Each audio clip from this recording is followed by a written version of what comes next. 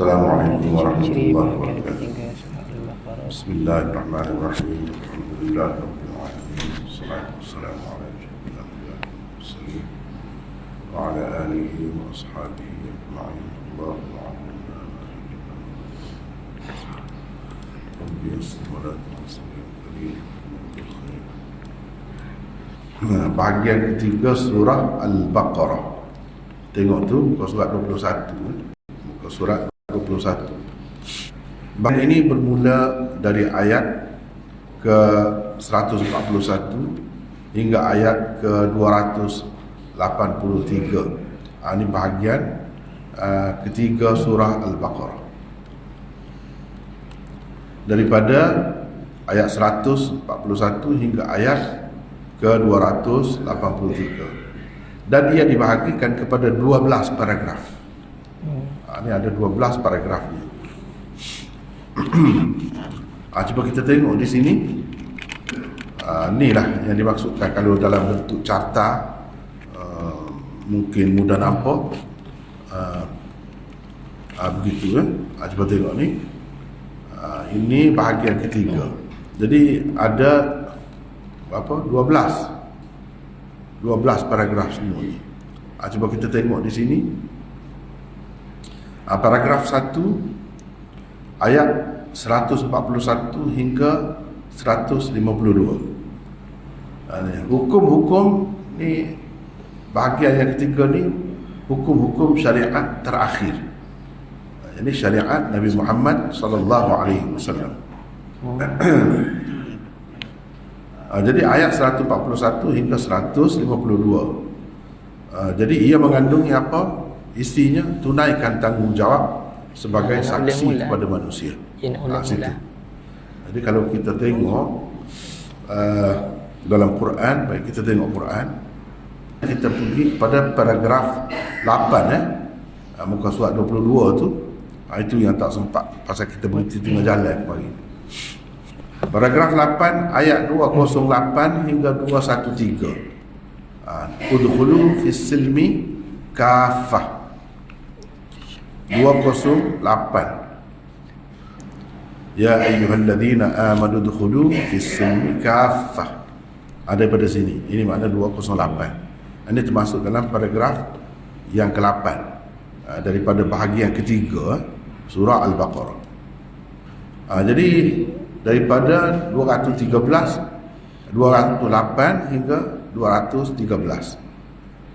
Jadi bermula dengan firman Allah ni, udkhulu fis silmi kafah, terimalah Islam semua sekali. Jadi ayat 208 hingga 212 tuntutan menerima Islam secara lengkap. Ayat 213 perangi Bani Israel dan perangai Bani Israel dan penderhakaan mereka. Itu dalam 213, boleh tengok sendirilah. Kalau ada saya kenal, kalau boleh buat gini 08, tulis di tepi ni, sini paragraf ke berapa gitu, paragraf ke berapa. Dan kalau boleh tulis sekarang ni kan kita boleh guna ni macam saya buat ni, saya tulis benda lain. Jadi kalau kita ambil satu Quran yang kosong, Quran macam ni, tulis di tepi ni, mudah. Nanti semula kita guna Quran tu lah untuk memahami manhaj tafsir ni. Gitu cara. Cuba tulis, ringkas lah tu. Jadi tulis apa yang tertulis dalam carta ni lah. Ni misalnya paragraf 8, daripada ayat sekian sampai sekian. Tulis ni di tepi. Paragraf 9, 215 hingga 218. Begitu tulis. Baru nampak. Senang kita baca. Macam saya buat ni benda lain. Saya buat benda lain. Jadi kita boleh guna Quran yang kalau ada ruang luas di tepi tu untuk macam-macam gunaan. Kalau kita belajar manhaj tafsir ni, itulah caranya. Moleknya kita tulis ringkasan itu dia yang ada dalam paragraf tu. Ini berkenaan dengan hukum hakam, hukum-hukum infak dan jihad. Di situ ada hukum Hukum infak dan jihad. Ayat 215 tentang infak. Itu kalau tengok nampaklah. Ayat 216 hingga 218 tentang jihad. Itulah yang kita sebut kemarin di celah-celah ni, dia sebut benda ni. Maknanya dalam perjuangan kita kena ada benda ni lah. Itu jaminan untuk kejayaannya usaha kita. Ini 215. Cuba tengok ni. Ini 216, 215. Ni yas'alunaka madza yunfiqun. Infak tu, qul ma anfaqtum min khairin walil walidaini wal aqrabin, seterusnya. Ini 215 tentang infak. Lepas tu qital, jihad. Kutiba alaikumul qital wa huwa kurhul lakum. Di situ cuba tengok begitu. Tengok satu tulis di tepi ni, yang kedua tengoklah. Tengok. Jadi itu tentang jihad. Qital itu jihad lah. Baik. Paragraf ke-10 daripada ayat 217 hingga 242. Hukum-hukum kemasyarakatan. Apa yang perlu dilakukan oleh umat yang baru dilantik sebagai pemimpin, yang direstui oleh Allah, yang Allah hendak tonjolkan sebagai pemimpin dalam dunia ni, iaitu umat Muhammad lah. Ni semua ni. Ni dia pengisian, dia kena ada benda ni. Baru boleh ganti kepimpinan Bani Israel yang sebelum itu. Mereka sudah tidak layak. Habis dah cerita tentang mereka tu, yang banyaknya sudah lepas. Ni cerita pengisian kepada ummatan wasata. Jadi orang-orang yang nak jadi syuhada ala nas. Jadi 217 hingga 218 tentang kemurtadan dan keimanan. Jadi bila kita beriman, jangan main-main. Jangan murtad. Ini salah satu perkara yang tidak baiklah berlaku dalam ummatan wasata. Nak jadi ummatan wasata yang kuat, dia jangan ada macam tu. Jangan ada macam tu. Di situ ada ancaman terhadap orang yang murtad. Orang yang murtad. Ayat 219, arak dan judi. Jangan terlibat dengan benda-benda ni. Sebab bila terlibat dengan benda ni, jadi lemah, tak ada kekuatan. Bila tak ada kekuatan, macam mana nak jadi pemimpin? Itu maksudnya.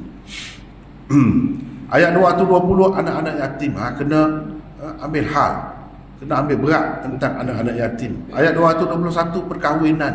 Kena ada keluarga yang bahagia, keluarga yang aman damai.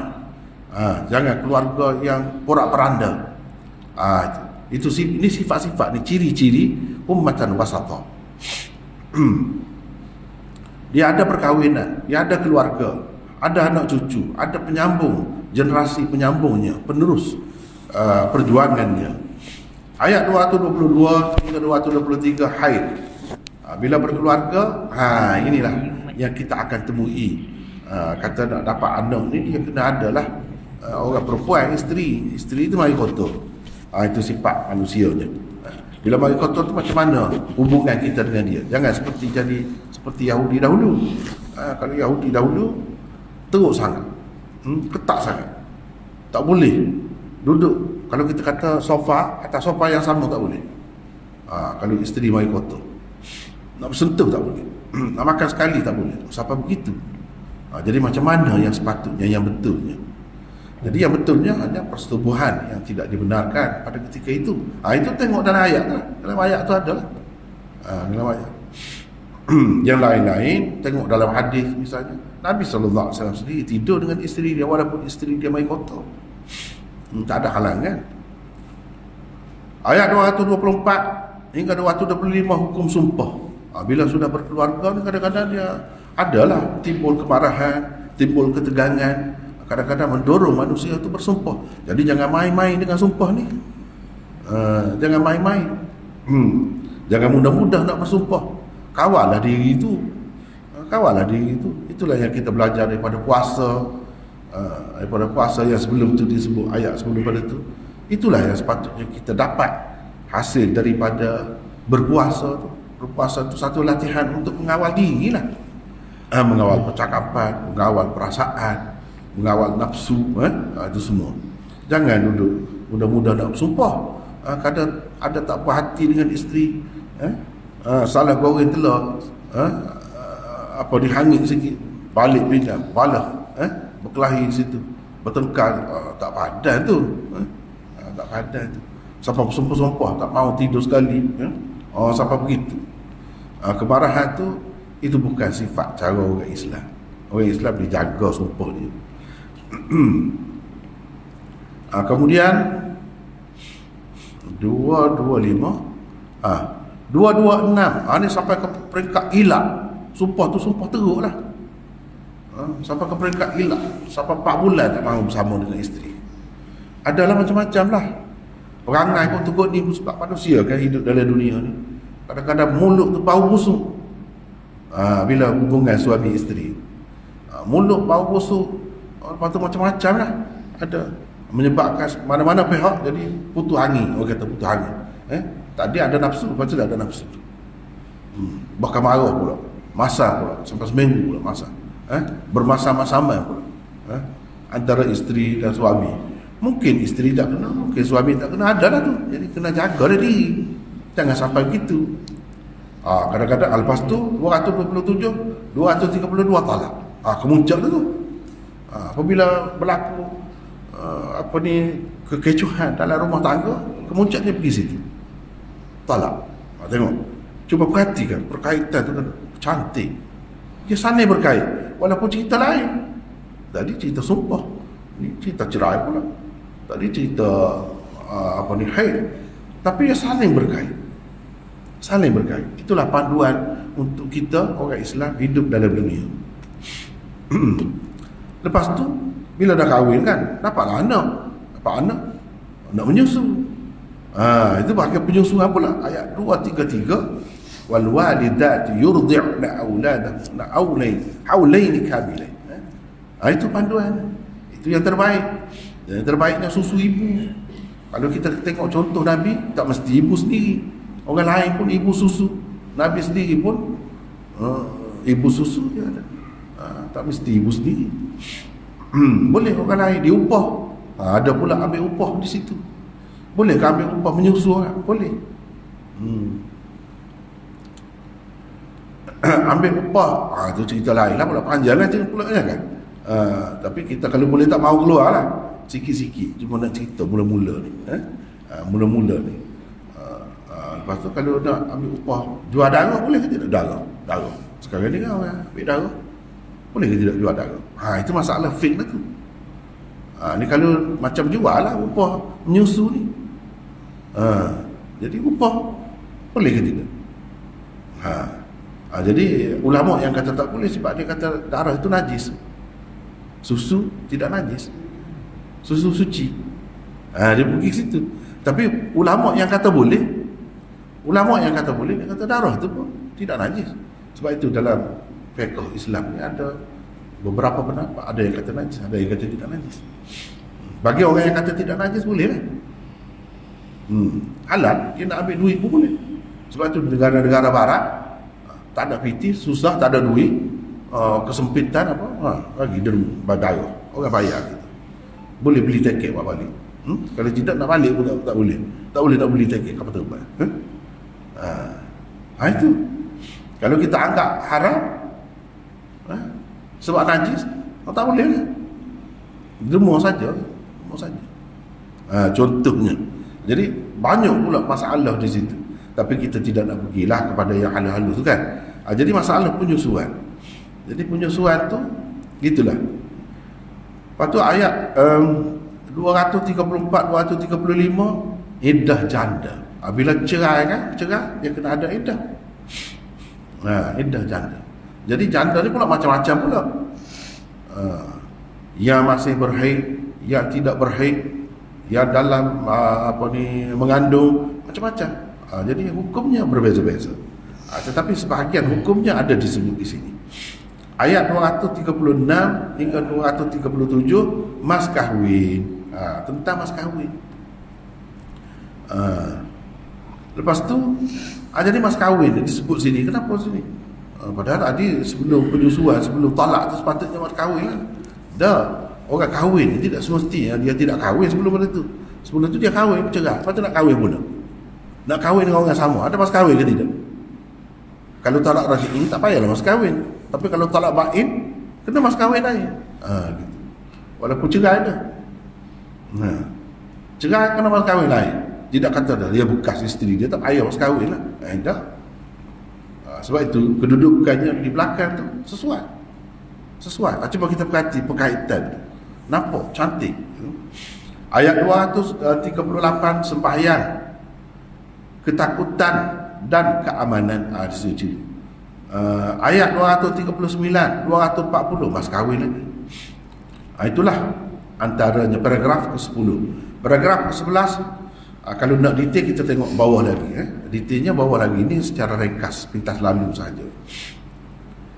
Paragraf 11, iaitu daripada ayat 243 hingga 274, berkenaan hukum-hukum jihad dan infak pula. Sebab tu kita dah sebut dah, di celah-celah ni ada, sentiasa ada. Infak, jihad sentiasa ada. Mana benda ni benda yang perlu dalam masyarakat Islam, dalam kehidupan umat Islam. Baik. 243 jihad, 254 infak. Ada kalanya infak dulu sebut, ada kalanya jihad dulu sebut. Gitulah di celah-celah ni. Ayat 244, 245 infak, berbelanja di jalan Allah.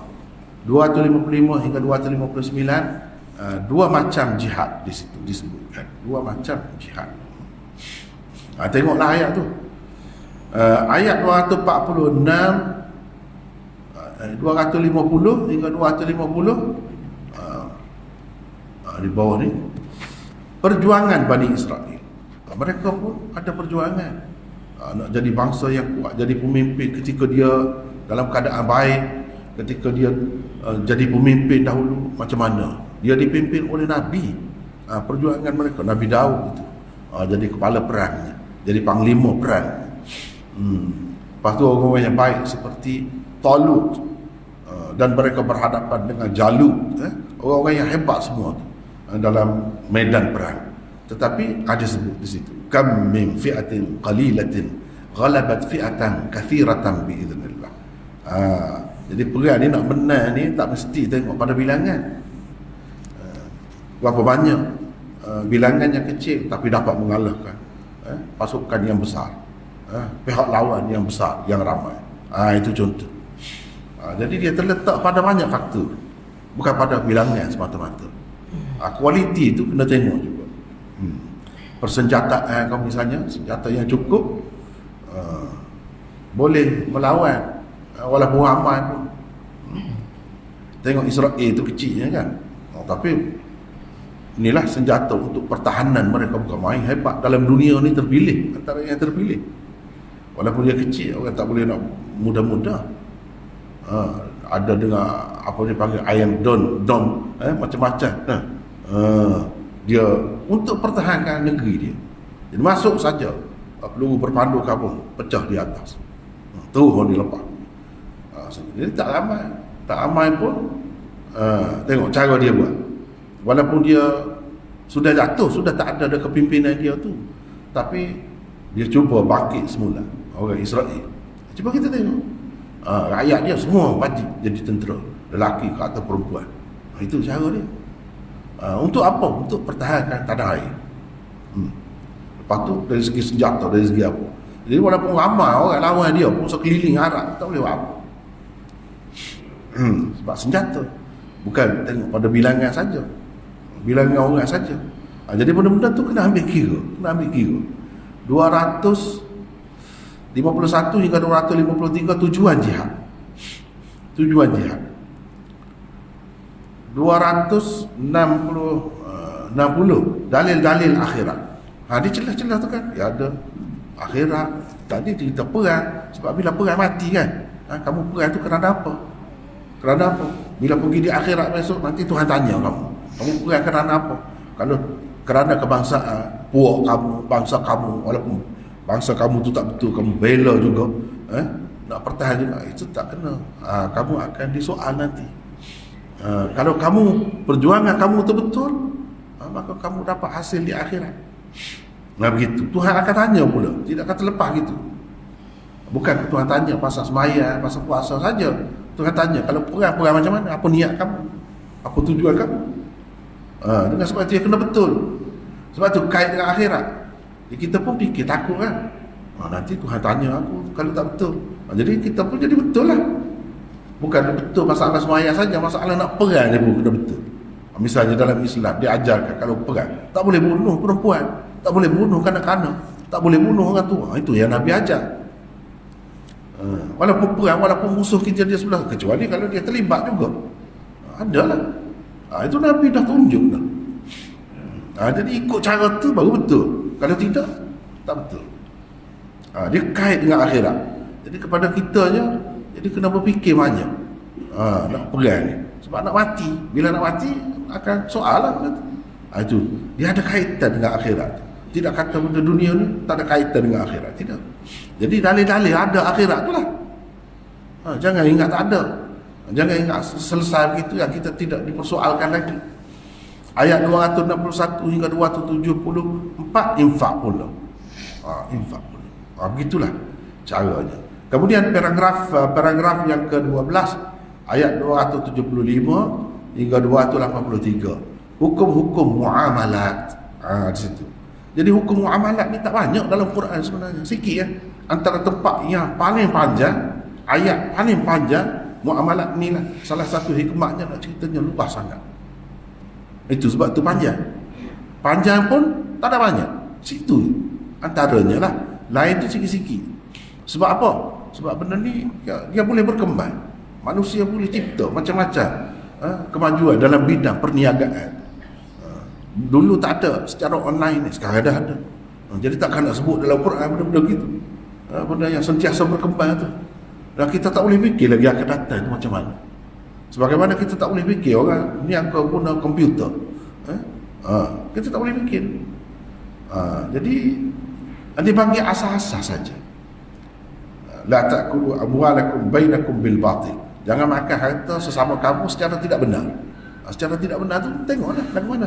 Macam mana? Kamu fikir sendirilah. Dia kena setuju. Kedua belah pihak dengan rasa puas hati, senang hati. Tak ada penipuan. Tak ada kecoh. Itu baru betul. Illa an takuna tijaratan an taradin minkum. Itu dalam Quran. Boleh nak berurusan muamalah, kena ada taradhi. Setuju dua belah pihak. Setuju. Itu cara dia. Jadi dia bagi garis kasar begitu kan. Bagi garis kasar begitu, ikutlah secara langsung ke, secara online ke. Dan kalau sama setuju, dan tidak ada penipuan, kalau tak sampai barang itu kita boleh komplain. Dan dia boleh cek betul. Memang kecuaian di sebelah mana, kekurangan sebelah, dan dia bertanggungjawab. Tak apalah gitu. Kan? Mudah tu. Baik, apa yang disebutnya? Asas-asas 275 hingga 281 riba. Ini salah satu asas dalam keuangan sampai hari ini. Daripada dulu sampai hari ini. Ini memang sistem kapitalis, memang ini asasnya. Bila kata kapitalis adalah ni. Termasuklah kita ni. Sebab kita yang duduk amal tu ada. Cumanya kita ni sedang berusaha. Moga orang Islam tak mahu riba, jadi berusaha. Maka adalah bank Islam. Jadi dah tak boleh insurans macam ni tak boleh. Sebab ada unsur-unsur yang tak sesuai lah dengan prinsip Islam. Maka adalah idea nak buat takaful lah, macam-macam. Itu benda. Asasnya nak lari daripada riba, tak mahu terlibat dengan riba. Lepas tu 282 hutang. Dalam urusan keuangan ni, meniaga-meniaga ni, orang kata meniaga-meniaga ni ada. Kena berhutang. Kena ada modal. Nak buat modal kena berhutang. Sikit-sikit. Sampai mati pun tak terkumpul sebanyak tu. Kita fikir. Sampai mati pun aku. Kalau dengan gaji sebanyak ni, sampai mati pun aku tak akan terkumpul sebanyak ni. Sedangkan nak buat benda ni, kena modal sebanyak ni. Maka berhutang. Adalah sistem hutang pula. kita tak mau buta dengan orang biasa ni sebab mungkin dia menyumpah kita kalau kita salah lambat bayar, maka adalah sistem bank pula boleh. Tapi dia pun ada cara dia, lewat sikit telefon tu sekarang ni sekarang ni telefon tu lewat ni, macam-macam cara. Lepas tu ayat 283 gadaian. Dulu pun orang nak lagi daripada gadaian tu maka buat ar-rahnu. Dia buat macam mana? Dia buat dalam bentuk lain. Dia buat dalam bentuk macam denda begitu. Denda. Simpan dengan dia. Dia simpan apa ni? Kita ni menyimpan dengan dia. Kita macam upah dia lah, jaga barang kita. Gitu. Jadi kalau begitu boleh. Nak lari daripada riba semua tu. Nak lari daripada riba, maka ada ar-rahnu. Kalau mula masa saya budak-budak tu tak ada nak terfikir, semua gadaian ni, tempat pajak gadai ni macam tu semua, macam tu. Tak ada pilihan. Oleh kerana orang Islam ni memikir, sentiasa memikir nak menyelamatkan diri dia, maka adalah. Dan ini program itu dilaksanakan oleh pemerintah. Itu antara yang baik kita. Antara Malaysia ni antara yang terbaik. Orang semua orang nak belajar dengan kita bahkan dalam bab tu. Dalam bab tu. Itu ke depan kita. Baguslah ke arah menyelamatkan, membebaskan umat ni daripada riba, daripada unsur-unsur yang haram. Kena fikirlah. Kena fikir, jangan ikut saja apa yang ada. Jadi kita ni kan ummatan wasatah ni, jadi kena persiapkan dirilah. Itu suatu perkara yang perlu. Kita nak buta, kena cagaran. Kena cagaran. Tak ada cagaran macam mana? Tak ada siapa nak bagi hutang. Jadi bank pun begitu juga. Sebab dia berniaga. Dia berniaga. Jadi kalau ada cagaran tu, dia boleh lelong barang kita, dia boleh ambil lah hak dia. Begitu. Dia ada kuat kuasa pula, ada undang-undang, ada apa semua. Jadi semua tu untuk menjaga hak masyarakat. Jadi nak ceritanya umat wasatah ni dalam masyarakat ni, dia kehidupan mereka terjamin. Ada sistem keluarga yang sempurna, yang baik. Ada sistem keuangan yang baik. Barulah dia jadi kuat. Apabila ekonominya kuat, keuangannya kuat. Kalau tak ada duit, tak boleh. Manusia ni bapa saudara saya dulu kata manusia ni bila tak ada duit jadi bodoh. Tak ada idea. Betul, saya pun fikir. Betul. Betul. Bukan hadis, kata-kata dia. Tapi bila kita perhati, ramai macam tu. Ada juga orang yang tak ada apa dia. Dia miskin, dia bahagia. Itu satu peringkat makam lain itu. Kalau makam ramai-ramai ni begitulah. Tak ada duit jadi orang Kelantan kata kongong. Moyuk. Tak tahu nak buat apa. Cakap pun tak betul. Tak malu lah nak jumpa dengan orang macam-macam. Tapi duit ni penting. Sebab itu dalam Islam dia cerita pasal keuangan. Nak membina masyarakat tu. Jadi tak boleh kita ambil sistem orang saja. Kita tengok sistem orang tu boleh nak ambil, tapi tengoklah bercanggah ke tidak. Kalau bercanggah jangan diikut, kena ubahlah. Itulah yang dilakukan oleh umat Islam, antaranya di Malaysia ni. Dia buat benda-benda gitu. Walaupun di satu peringkat dulu macam-macam orang kata tu, tak kira dah manusia ni memang nak melepas daripada dia kata tu tak habis. Tapi ikut mana-mana pun berjaya. Ikut mana-mana pun berjaya. Kalau ada cara yang lebih baik lagi, pilihlah. Gitu je masalahnya. Inilah ringkasan. Jadi mesej utama surahnya, ni bahagian ni lah, bahagian ketiga ni.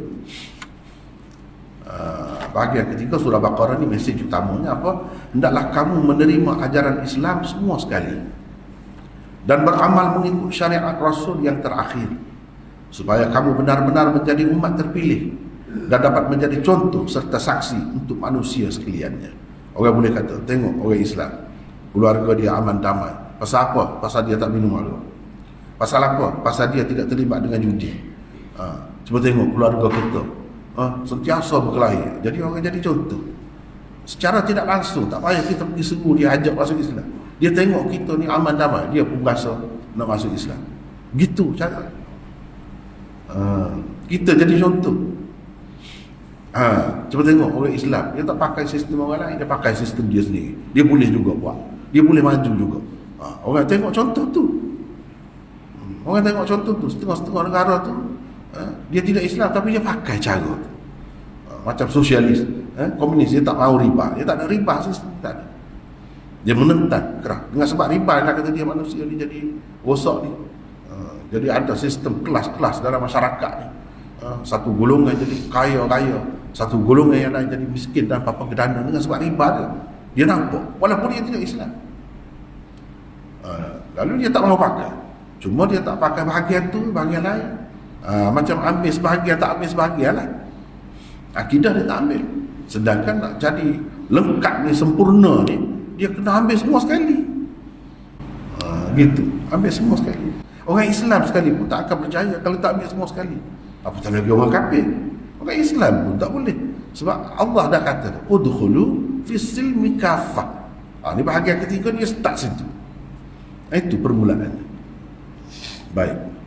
Kita pergi struktur mikro bahagian ketiga surah Al-Baqarah. Jadi saya nak hari ni mujaddid kita gili-gili tukar-tukar, tak penat sangat kan. Mujaddid sila baca tadi. Ini perincian yang kita dalam carta tadi. Struktur makro bahagian ketiga surah Al-Baqarah. Dengar ke tidak tu? Dengar sikit. Struktur makro bahagian ketiga surah Al-Baqarah. Bahagian ketiga ini mengandungi 12 paragraf. Melaluinya diberikan kuat lagi slow tu. Melaluinya macam mana Hakimi tak boleh kuat volume speaker. Melaluinya diberikan hukum-hukum syariat yang terakhir kepada umat yang baru terpilih. Antara ciri-ciri bahagian ketiga surah Al-Baqarah ialah di celah-celah hukum hakam yang diberikan, di dalamnya terdapat arahan berinfak dan berjihad. Ia mengisyaratkan kepada keperluan adanya negara Islam untuk menyempurnakan pelaksanaan hukum-hukum Islam. Untuk itu umat Islam hendaklah berjihad dengan harta bendanya, menerusi infak, dan dengan jiwa raganya menerusi perang, yakni jihad.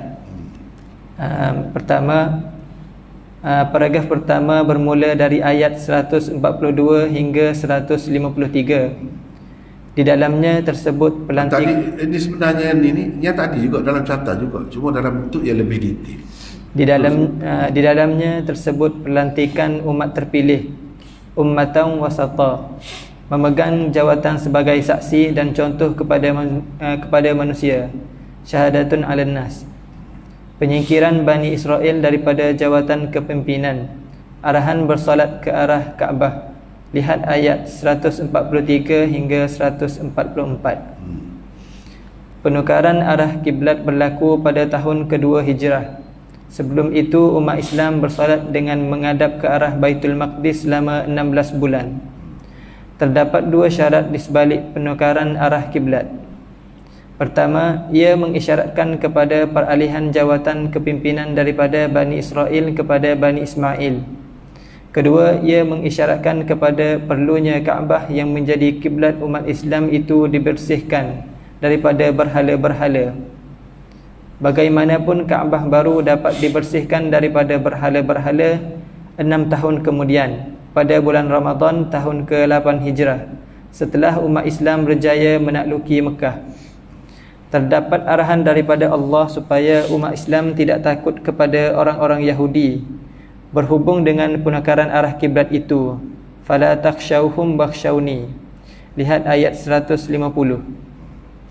Umat terakhir diberi janji bersyarat oleh Allah, jika mereka ingat kepada Allah, maka Allah akan ingat juga kepada mereka. Fadhkuruni adhkurkum. Lihat ayat 152. Ketika diberi arahan kepada mereka supaya berjihad, bersabar dan bersalat, diberikan juga kepada mereka berita gembira bahawa pertolongan Allah ada bersama orang-orang yang bersabar dan berjihad. Lihat ayat 153. Perkataan sabirin di sini digunakan untuk pejuang-pejuang yang tetap pendirian dan tidak berganjak di medan peperangan. Di dalam paragraf ini juga sudah ada pendahuluan bagi perintah berjihad. Lihat ayat 153 hingga 157. Jadi perintah berjihad ni dah ada. Sebab apa orang kafir pergi serang? Tidak memadai dengan mereka menghalau lah, macam menghalau lah, menyebabkan Nabi ni keluar dan sahabat-sahabat keluar daripada Mekah, tinggal tempat asal mereka, pergi menumpai di negeri orang lain. Ni keluarga dia lah, buat Quraisy ni tak puas hati lagi, pergi nak serang, hancurkan negeri orang lain. Sampai begitu. Jadi ini semua berlaku di awal mula-mula, pada tahun kedua tu. Jadi di sini sudah ada dah arahan berjihad. Teruskan. Kedua, paragraf kedua bermula dari ayat 153 hingga 158. Di dalamnya tersebut hukum hakam haji dan umrah. Dari beberapa sudut sememangnya ada keserupaan di antara jihad dan haji. Memang kenapa dia haji itu letak dekat jihad? Memang banyak kesamaan. Dalam jihad kena keluar tinggal tanah air, sama juga haji. Dalam jihad kena habis harta benda.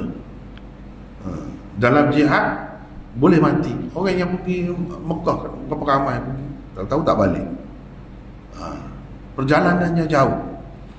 Perjalanannya jauh dan penat. Bahkan Nabi SAW pernah kata kepada orang wanita, jihadukunnal haji, jihad kamu haji. Jadi mana jihad dengan haji dia mempunyai perkaitan yang rapat. Munasabah lah kalau di dalam ayat ni mana dekat kedudukan dia. Itu cara perkaitan ini orang panggil an-nazmul khafif, struktur mikro, bukan makro dah, mikro. Itu antara ayat dengan ayat tak ada kaitan. Kenapa ayat ni diletak dekat ayat ni? Dia ada persamaan itu. Teruskan.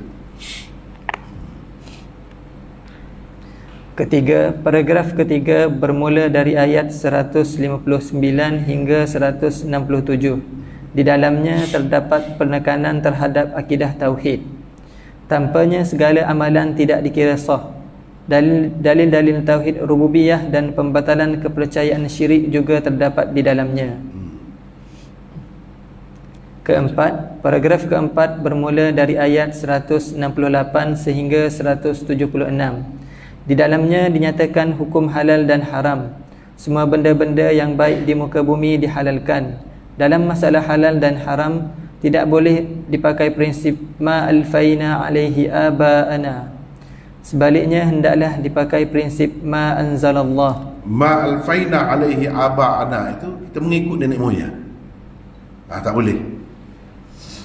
Tak boleh ikut nenek moyang. Kita buat gini kenapa? Sebab nenek moyang kita buat begitu. Tak boleh. Tak boleh pakai dasar itu. Kita kena pakai apa? Ma anzalallah, iaitu apa yang diturunkan oleh Allah. Mengikut Quran, mengikut hadis macam mana? Halal kan tidak? Itu kena kira. Jangan kira masyarakat tempat kita, orang sini biasa dah begitu. Tak boleh gitu. Jadi ma anzalallah kata nak kena sembelih. Jadi cara lain mematikan binatang, walaupun mati juga. Orang kafir itu pun mematikan dulu barulah boleh. Gulai ayam, gulai apa pun. Dia kena, tapi cara mati dengan ulah tekuk ayam.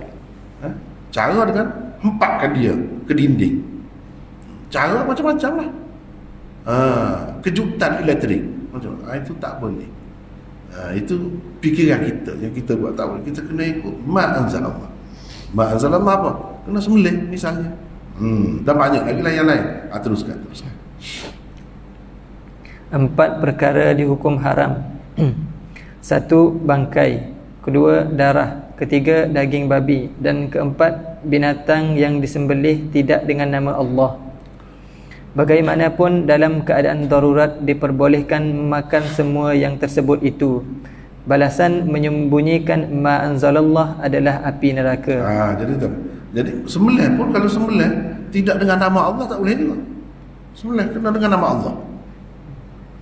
Kena dengan nama Allah baru boleh. Dan ini semua ni ada dalam ma anzalallah. Jadi dalam Quran. Menyembunyikan hukum ni dosanya besar, menyebabkan masuk neraka. Inilah yang telah dilakukan oleh Yahudi dahulu. Sebab itulah mereka sudah tidak layak jadi pemimpin. Teruskan. Kelima, paragraf kelima terdiri daripada ayat ke-177. Di dalamnya terdapat ruh bagi sekalian hukum. Ayat ini dipanggil ayatul bar. Ayatul bir. Ayat ini dipanggil ayatul bir, iaitu ayat kebaikan dan kebajikan. Orang yang benar-benar bertakwa ialah orang yang tidak hanya mementingkan soal menghadap ke arah timur atau barat. Sebaliknya, ia adalah orang yang beriman kepada Allah, hari kemudian, para malaikat, kitab dan para nabi. Ia juga menunaikan hak-hak Allah dan juga hak-hak manusia.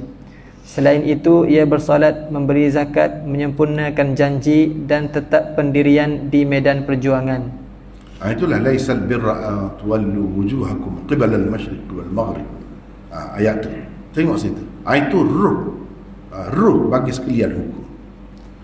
Maknanya adanya keikhlasan, adanya akidah, itu sebagai asas. Yang lain kalau buat ikut cara Islam, cerai 3 kali juga cerai, tapi tidak Islam. Tak ada beriman, tak jadi. Tak makan riba, tapi tidak Islam, tak jadi.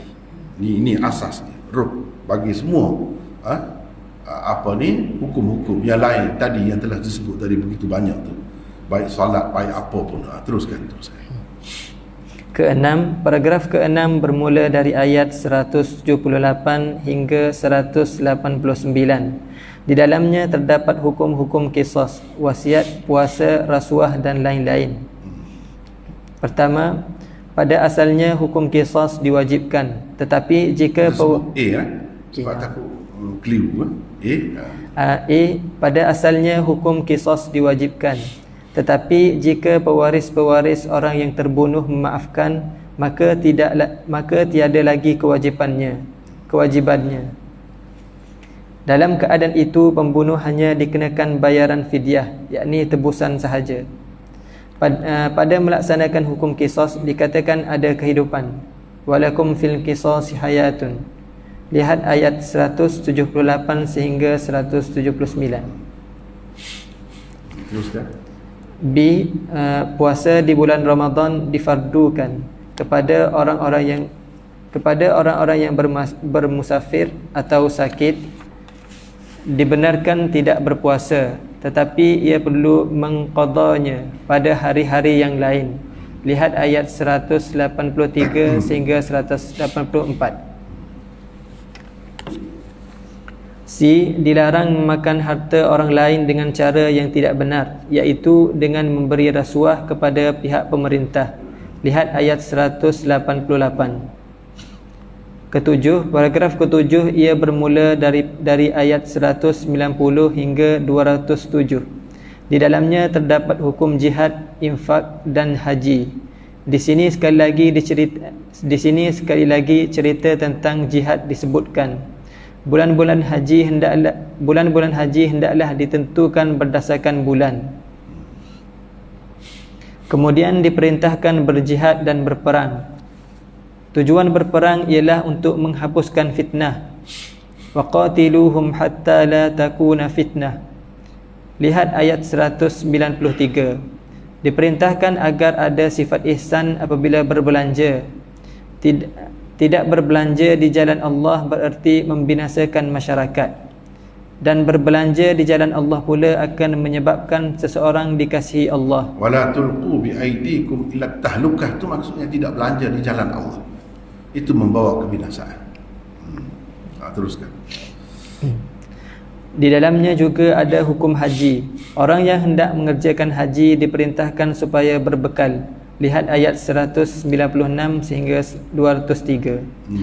Selepas itu disebut pula tentang Taghut. Taghut adalah kuasa jahat yang mesti diperangi. Cakap-cakapnya nampak baik, tetapi ia sebenarnya adalah perosak di muka bumi. Ia juga pemusnah tanam-tanaman dan binatang ternakan. Taghut adalah ahli neraka. Orang yang menentang dan memeranginya adalah orang yang mencari keredaan Allah. Lihat ayat 204 sehingga 207. Ke-8, paragraf ke-8 bermula dari ayat 208 hingga 213. Di dalamnya Allah memerintahkan supaya masuk ke dalam Islam secara menyeluruh dan jangan mengikut langkah-langkah syaitan. Lihat ayat 208. Umat Islam dikehendaki mengelak diri daripada sifat melampau Bani Israel. Lihat ayat 213. Ke-9, paragraf ke-9 bermula dari ayat 214 hingga 218. Di dalamnya dinyatakan hukum hakam, infak dan jihad. Di sini cerita tentang jihad diulangi buat kali ketiga. Tanpa berjihad dan mengalami pelbagai ujian, seseorang jangan berfikir dapat masuk syurga dengan mudah. Galakan berinfak dinyatakan pada perkara-perkara yang tidak disukai juga terdapat kebaikan. Orang yang berhijrah dan berjihad adalah orang yang mengharapkan rahmat Allah. Lihat ayat 218. Ke-10, paragraf ke-10 bermula dari ayat 219 hingga 242. Di dalamnya dinyatakan hukum arak, anak-anak yatim, perkahwinan, haid, sumpah, ilak, talak, penyusuan, iddah, mas kahwin dan lain-lain. Dan lain-lain hukum berkaitan dengan kemasyarakatan. Arak dan judi. Faedahnya sedikit, mudaratnya lebih banyak. Lihat ayat 219. Ini adalah hukum arak di peringkat permulaan. Selepas itu datang pula ayat ke-143 di dalam surah An-Nisa tentangnya. Dan akhir sekali turun ayat ke-90 di dalam surah Al-Maidah yang mengharamkan arak secara putus. Demikianlah peringkat-peringkat pengharaman arak yang tersebut di dalam Al-Quran. B. Dibenarkan berkongsi dalam pelaburan harta anak-anak yatim. Lihat ayat 220. C. Diharamkan berkahwin dengan perempuan-perempuan kafir musyrik. Lihat ayat 221. D. Dilarang bersetubuh dengan isteri ketika berhaid. Lihat ayat 222. E. Berhubung dengan orang-orang yang melakukan ilak terhadap isteri-isteri mereka, iaitu orang-orang yang bersumpah untuk tidak menyetubuhi isterinya, diberikan kepadanya tempoh selama 4 bulan. Dalam masa itu ia masih boleh merujuk kembali kepada isterinya. Selepas itu tidak boleh lagi ia menahan isterinya, dia hendaklah menceraikannya. Lihat ayat 226. F. Iddah perempuan yang dicerai adalah 3 quru'. Lihat ayat 228. J. Perempuan mengandung dilarang menyembunyikan kandungannya. Lihat ayat 228. H. Hak-hak perempuan sama seperti hak-hak lelaki. Cuma orang lelaki mempunyai satu darjat lebih daripada orang perempuan. Lihat ayat 228. Satu darjat itu sebab apa? Dalam ayat lain disebutkan. Sebab dia bertanggungjawab. Dia bertanggungjawab banyak. Dari segi nafkah dan dari segi apanya, keselamatannya, dia yang bertanggungjawab. Dan perlu ada kepala lah. Tak ada kepala dua, susah. Dia kena kepala satu saja. Ar-rijalu qawwamuna 'alan nisa bima faddala Allah. Dengan sebab kelebihan yang Allah bagi, semula jadi lagi. Orang lelaki itu lebih gagah, lebih berani, lebih itu. Jadi patut dia duduk depan lah. Dari segi logiknya pun itu sebab. Jadi ada kelebihan itu. Dari sudut itulah. Bukan dari sudut lain, dari sudut amalan. Kalau dia buat sama saja, mungkin puasa orang perempuan itu lebih lagi daripada lelaki dari segi diterima di sisi Allah. Sebab dia lebih ikhlas, lebih menjaga adab-adabnya, mungkin dari sudut itu. Tapi dari sudut qawwamiyah, dari sudut keketuaan, keketuaan, itu lelaki memang patut pun dia jadi ketua. Teruskan. I. Talak yang boleh dirujuk ada 2 kali sahaja. Lihat ayat 229. J. Selepas talak ketiga tidak ada peluang merujuk lagi. Lihat ayat 230. K. Si isteri boleh menebus talak terhadap suaminya. Lihat ayat 229. L. Selepas berlaku menebus talak tu maksudnya suami dia tak mahu cerai dia, tapi dia nak bercerai dengan suaminya. Dia boleh. Betul orang perempuan dia tidak ada kuasa untuk mencerai. Lelaki sahaja hak itu. Itulah yang dikatakan lelaki itu diberi kelebihan itu dari sudut-sudut tertentu. Sebab apa? Kalau macam sistem barat, sistem orang putih lah kita kata, dia boleh, isteri pun boleh cerai suami. Jadi kalau macam tu cepat sangatlah nak berlaku perceraian tu, sebab kedua belah pihak dibuka peluang. Kalau sebelah pihak tu susah sikit. Tapi bukan kata tak ada peluang langsung, tak boleh. Boleh bawa kepada mahkamah. bawa kepada pihak pemerintah. Ataupun dengan cara tebus talak dipanggil. Khulu.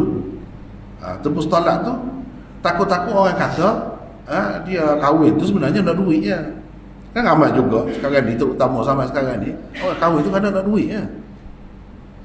Sebab dia tahu ni orang dia nak kahwin walaupun tua dah, walaupun uzur dah, tapi dia kaya. Sekejap aku kahwin dengan dia, mati aku boleh saka. Sebab itu ada kalanya orang kahwin tu sebab mas kahwin tu besar, sebab dia ni orang kaya. Lepas tu dia buat onar lah, dia buat perangai gitu gini, cerai dia boleh duit dah, kahwin dengan orang lain pula. Jadi tebus talak ni maksudnya betul-betul dia nak cerai, bukan ada kepentingan nak harta nak apa. Jadi dengan cara macam mana mas kahwin yang diberikan dulu dia sanggup bagi balik. Baru maknanya orang lelaki terbela juga, tidak kata orang lelaki ni teraniaya sentiasa jadi bahan permainan orang perempuan. Orang perempuan bukan semuanya baik. Tidak. Itu sebabnya ada hukum ini, nak jaga kedua-dua belah pihak tu. Jadi benda-benda begini kalau nak bagi manusia menentukan sendiri, susah dalam hidup ni. Semua perkara. Talak ni setakat 2 kali je. 3 kali lepas tu tak boleh dah, kena kahwin dengan orang lain. Siapa dia boleh buat peraturan macam tu? Lepas tu kalau isteri tak boleh talak, dia tebus talak boleh. Tebus talak ni begini-begini. Nak buat peraturan yang lengkap tu, bukan senang. Tak ada lagi lah manusia yang buat semua ni. Katakanlah kalau dia boleh buat, semua orang boleh terima. Ni berjuta-juta orang boleh terima dengan rasa rendah hati, dengan rasa terbuka, senang hati. Itulah agama. Pengaruh agama tu Allah SWT buat hati manusia itu tunduk, menunjukkan agama itu satu tuntutan fitrah. Tuntutan fitrah. Dia macam emosi, macam apa dia kita kata naluri manusia. Tak, naluri takut ada, naluri kasih ada, naluri nak kepada agama ni pun ada. Sebab tu dia mudah terima. Sebab kita kata ahli falsafah, ahli fikir bagi pendapat, satu pun dah bahas bukan main dah. Dipertikaikan oleh orang tu, dipertikaikan oleh orang ni. Itu belum soal nak pakai lagi. Kadang-kadang dia sendiri pun tak pakai. Itu masalahnya, itu kelemahan manusia. Sebab itu tak boleh. Cara nak selamat, nak berjaya, nak mudah, ini mudah manusia tipu. Buktinya tengok sendiri lah. Berapa ramai orang Islam dalam dunia ni. Orang kafir duduk bimbang. Tak lama lagi orang Islam paling ramai dalam dunia. Kenapa? Orang tengok benda tu. Orang tengok. Terutama sama orang yang belajar semua. Dia baca, dia tengok, dia kaji, dia fikir. Bila fikir tu tertarik lah. Itu bendanya. Teruskan. L. Selepas berlaku talak ketiga, si isteri tidak boleh berkahwin dengan suami yang telah menceraikannya, kecuali setelah ia berkahwin dengan lelaki lain, kemudian ia bercerai dengan suami kedua itu, atau suami keduanya meninggal dunia. Lihat ayat 230. M. Lelaki diperintahkan supaya berkelakuan baik terhadap isterinya. Lihat ayat 231 hingga 23. Wa'ashiruhunna bil ma'ruf. Bergaullah dengan mereka dengan baik. Teruskan. N. Tempoh penyusuan paling lama disebut 2 tahun. O. Bapa bertanggungjawab terhadap perbelanjaan anak-anaknya. Lihat ayat 233. P. Iddah perempuan kematian suami adalah 4 bulan 10 hari. Lihat ayat 234. Dalam masa iddah perempuan dilarang berkahwin dan tidak boleh dipinang. Lihat ayat 235. Kalau sindir tu boleh. Wala junaha alaikum fima arradtum min khitbatin nisa. Itu ayat semua dalam di sini semua. Di sini semua. Kenapa kita kata terus bagi semua sekali? Sebab kita nak hidup dalam masyarakat yang cukup ramai bilangannya dan perlu lengkap peraturan hidupnya. Padahal dalam sejarah kan Nabi mula-mula tak adalah lengkap begini. Mula-mula masalah akidah, tentang ketuhanan, tentang akhirat, begitu saja. Berapa lama? 13 tahun. Urusan kerajaan, urusan apa ni selepas tu. Tapi kita ni diberi yang siap. Yang siap ni lengkap. Untuk dapat berhadapan dengan musuh yang kuat juga, mesti kita sistem tu kemas, lengkap dalam semua segi, baru boleh kita hadapi. Kalau tidak, kita tak cukup, tak lengkap, tak sempurna. Teruskan. Q. Keharusan bercerai sebelum bersetubuh. Berhubung dengan mas kahwin, jika bercerai sebelum bersetubuh, maka mas kahwin yang perlu dibayar hanyalah separuh daripada yang disebutkan di dalam akad. Tetapi boleh juga masing-masing pihak bermurah hati. Lihat ayat 236 hingga 237. R. Kepada isteri yang diceraikan hendaklah diberikan mas kahwin dan sesuatu pemberian yang lain sebagai cendera mata. Lihat ayat 241 hingga 242. Teruskan. Ke-11, paragraf ke-11 bermula dari ayat 243 hingga 274. Di dalamnya terdapat hukum jihad dan infak. Ini adalah kali keempat persoalan jihad dan infak disentuh. Perhatikanlah baik-baik struktur makro paragraf ke-11 ini. Ia dapat disimpulkan sebagai berikut. Ayat 243 berkaitan dengan jihad Bani Israel. Ayat 244 umat Islam diperintahkan berjihad. Ayat 245 umat Islam digesa berbelanja di jalan Allah sebagai qardan hasanah, hutang yang membawa pulangan yang sangat menguntungkan dari pihaknya kepada Allah. Ayat 246 hingga 250, di dalamnya disebutkan kisah perjuangan dan jihad Bani Israel di bawah pimpinan Talut dan bagaimana beliau dapat mengalahkan Jalut. Ayat 251 hingga 253, di dalamnya diterangkan tentang tujuan dan matlamat jihad. Menerusi jihad, Allah menghapuskan golongan yang zalim. Tanpa jihad, bumi ini akan penuh dengan kerosakan. Menerusi jihad, Allah melimpahkan kurnianya ke seluruh dunia. Walakinnallaha dzu fadlin 'alal 'alamin. Lihat ayat 251. Ayat 254, di dalamnya Allah memerintahkan orang-orang Islam supaya berbelanja di jalan Allah. 6 ayat selepasnya merupakan ayat selingan jumlah muqtaridah, iaitu ayat 255 hingga 260. Selepas itu bermula semula cerita tentang berbelanja di jalan Allah daripada ayat 261. Apa kelebihan dan apa perbandingannya? Ia berterusan hingga ke ayat 274. Ayat selingan atau jumlah muqtaridah yang disebutkan itu bermula dari ayat 255, dan ayat 255 itu dipanggil ayat Al-Kursi. Di dalamnya Allah memperkenalkan zatnya menerusi sifat-sifatnya. Ayat 256, di dalamnya diterangkan perbezaan di antara rusyd dan ghay. Dinyatakan juga dua macam jihad, jihad kerana Allah dan jihad kerana taghut. Pergantungan yang kukuh ialah keimanan kepada Allah. Ayat 257, Allah dengan sifat-sifat yang tersebut di dalam ayat Al-Kursi itu dikatakan sebagai wali, yakni pelindung orang-orang mukmin, dan taghut pula dikatakan wali, yakni pelindung orang-orang kafir. Ayat 258, di dalamnya dikemukakan Nabi Ibrahim sebagai contoh rusyd, dan Namrud yang merupakan taghut di zamannya pula dikemukakan sebagai contoh ghay. Namrud mendakwa berkuasa menghidup dan mematikan. Dia juga tidak percaya kepada hari kemudian. Namrud tercenggang apabila mendengar dalil akli yang diberikan oleh Nabi Ibrahim untuk membuktikan adanya hari kemudian.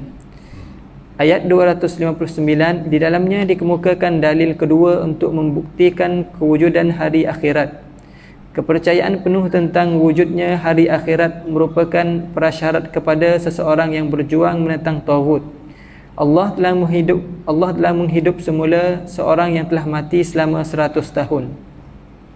Ayat 260, di dalamnya dikemukakan dalil ketiga bagi adanya hari akhirat dan hari kebangkitan. Nabi Ibrahim diperintah mengambil 4 ekor burung yang berlainan jenis dan mencincangnya.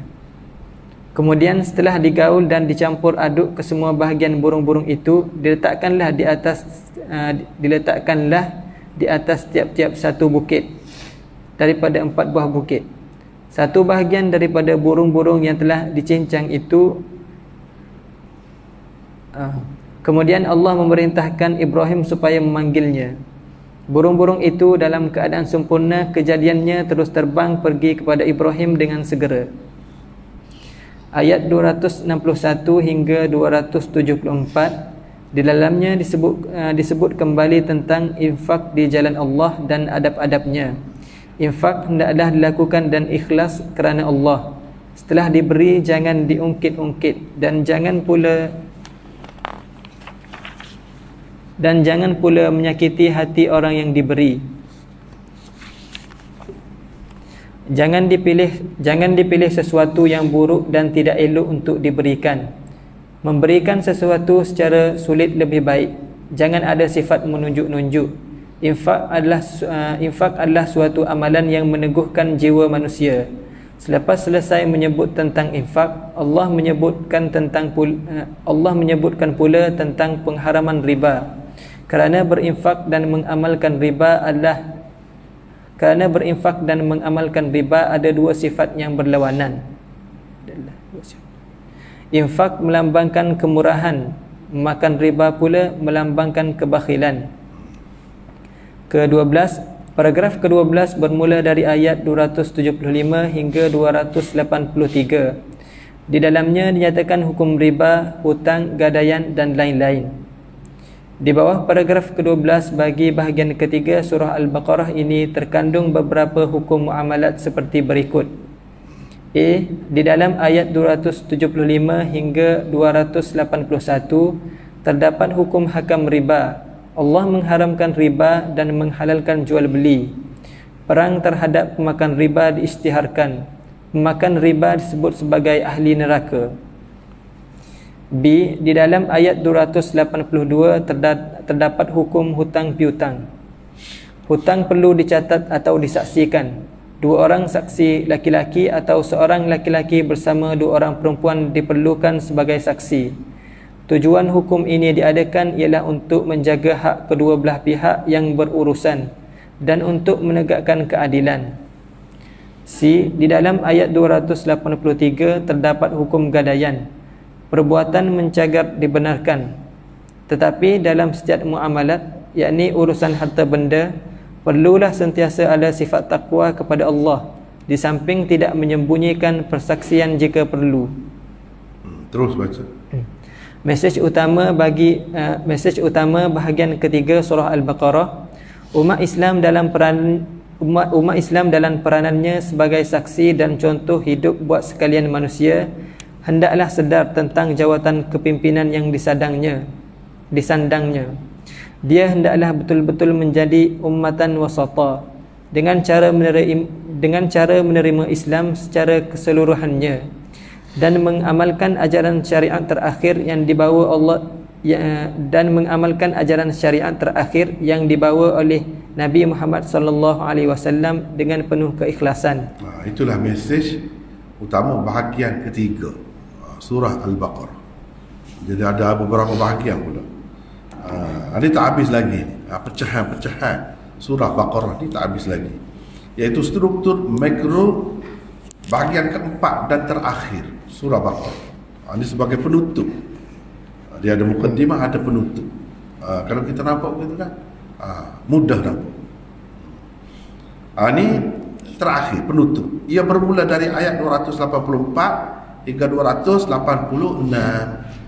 Ini akhir ni 286 tu ayat terakhir. Sebab jumlahnya 286 ayat dalam surah Al-Baqarah itu. Jadi ini daripada 284. Kita tengok sini. Cuba kita tengok. Dia bermula daripada 284 hingga akhir. Ini akhir. Fansurna 'alal qaumil kafirin. Daripada 284. Ini penutup. Kalau kita perhati kenapa cantik susunan dia tu. Susunan. Lillahi ma fis samawati wa ma fil ard. wa in tubdu ma fi anfusikum aw tukhfuhu yuhasibukum bihillah fayaghfiru liman yasha wa yu'adzibu man yasha wallahu ala kulli syai'in qadir. Jadi kenapa dia sebut gini sebagai penutup? Lillahi ma fis samawati wa ma fil ard. Jadi kalau nak tengok yang terjemahan tu, cari yang ada terjemahan lah. Kalau dalam apa ni, handphone pun ada kan. Dia sebut milik Allah segala apa yang ada di langit-langit dan segala apa yang ada di bumi ini. Kenapa dia sebut itu? Kenapa dia sebut? Dia nak kunci, nak tutup. Itu benda bila kita baca setiap surah Quran ni, dia faham. Ini pembuka dia. Ini bahagian ni. Macam kita tulis surat lah. Tapi kita tengok Quran ni macam tidak gitu. Sebenarnya gitu. Macam tulis surat, ada pendahuluan, pembuka, ada isi, ada penutup. Begitu.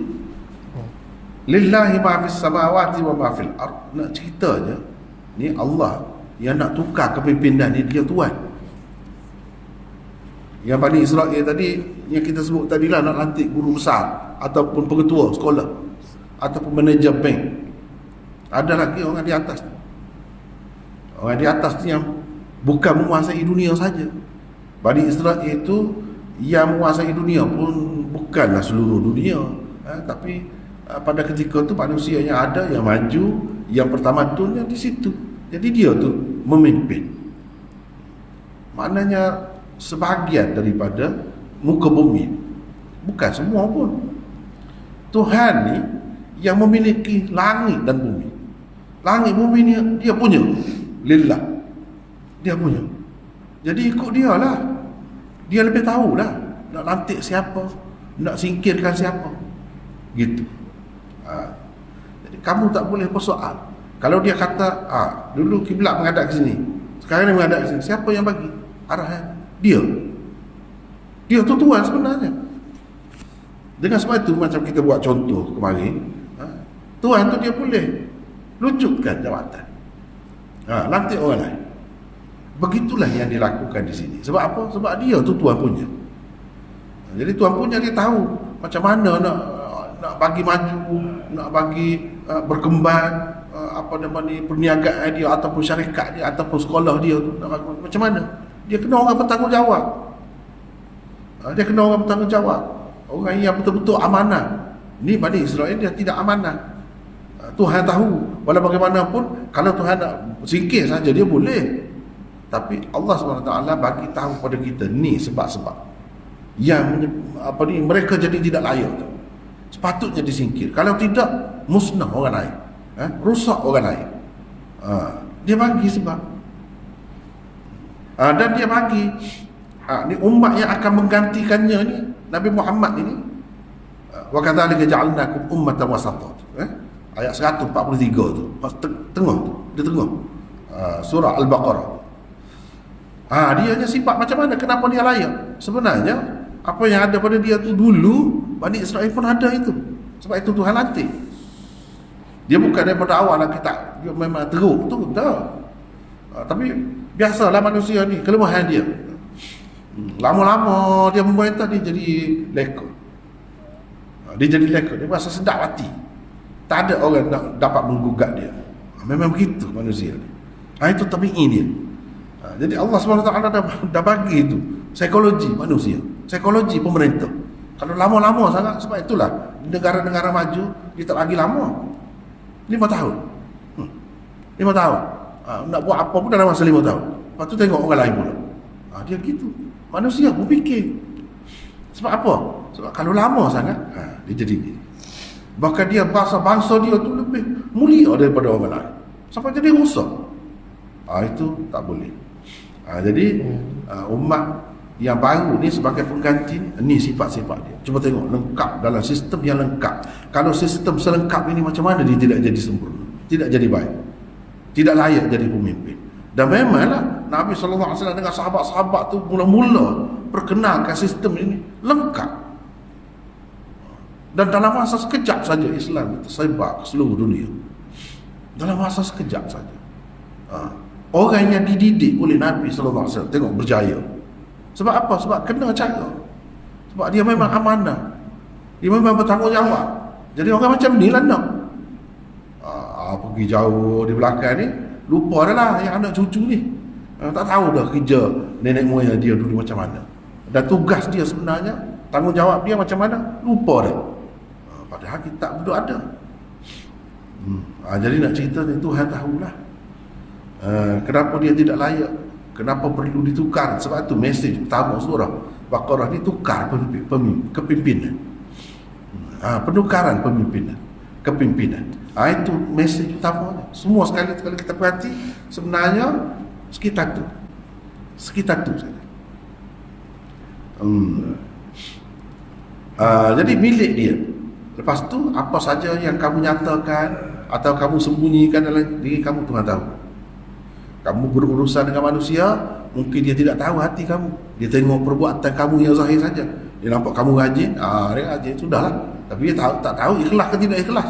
Kamu kena ingat, Tuhan kamu ialah Allah. Dia tahu. Kalau dia kata apa nama ni, sembahyang, jangan zahir saja. Sebab zahir tu orang munafik boleh buat. Tapi Tuhan tak tahu ke? Tuhan tahu. Sebab apa? Dia memiliki langit dan bumi.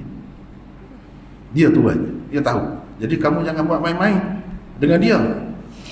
Kan kalau pekerja dia kan, kalau Tuhan dia tak nampak kan, dia jadi leka, dia jadi main-main, duk buat-buat. Bawa kawan-kawan pula masuk dalam pejabat tu. Duk minum teh pula situ. Cuma kalau ada kamera CCTV ke apa ke, Tuhan dia duk tengok, takut, tak berani. Itu semua tu Tuhan buat tu hikmatnya dalam kehidupan kita ni. Satu-satu penemuan baru, satu-satu apa nama ni, alat baru dibuat oleh manusia, semuanya menyokong akidah Islam. Nak ceritanya Allah ni tanpa kamera, tanpa apa, dia nampak. Dia nampak. Sebab dia tu Al-Hayyul Qayyum. Kalau manusia ada ketika tidur juga, ada ketika mengantuk juga, dia tidak. Dalam surah Baqarah ayat kursi itu. Dan dialah yang layak disembah. Sebab apa? Dia sempurna, lengkap, sempurna. Jadi yang nak disembah ni, kalau tidak sempurna macam tu, tak layak. Tak layak. Jadi dia tahu. Tuhan kira semua tu. Tuhan kira semua. Kalau kita dalam hati ada niat sesuatu, tak ada siapa pun tahu. Tak sempat kita melaksanakan benda tu. Tuhan kira, Tuhan tahu niat kita. Ini kita berurusan dengan Tuhan, bukan berurusan dengan manusia. Maka Tuhan ampunkan sesiapa yang dikehendakinya, dan Tuhan siksa sesiapa yang dikehendakinya. Jadi mengikut peraturan dia lah, mengikut ketetapan dia lah, sunnah dia. Jadi kalau orang yang buat begini-gini, dia ampunkan. Itu maksud dia, kehendak dia begitu. Kalau orang yang buat jenayah, kalau orang yang buat dosa, dan dia sudah sebut, dan dia berjanji dah masuk neraka ni orang ni, kalau buat macam ni masuk neraka, dia akan seksa lah, sesuai dengan itu dikehendakinya begitu. Jadi manusia pun kalau kesalahan orang bawah dia akan hukum juga. Sebab kalau tidak, tak takut.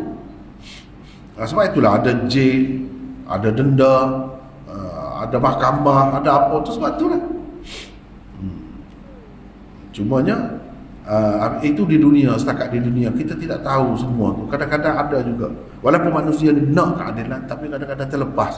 Kadang-kadang boleh dibeli, hakim boleh dibeli, lawyer dan sebagainya, boleh berlaku dalam dunia. Bila di hadapan Allah tak ada semua tu. Tentu yang sempurna, sebab dia tahu segala-galanya. Wallahu ala kulli syai'in qadir. Allah Maha Kuasa atas segala sesuatu. Kamu bakar sampai jadi debu, kamu tak nampak, tak tahu dah mana. Allah boleh.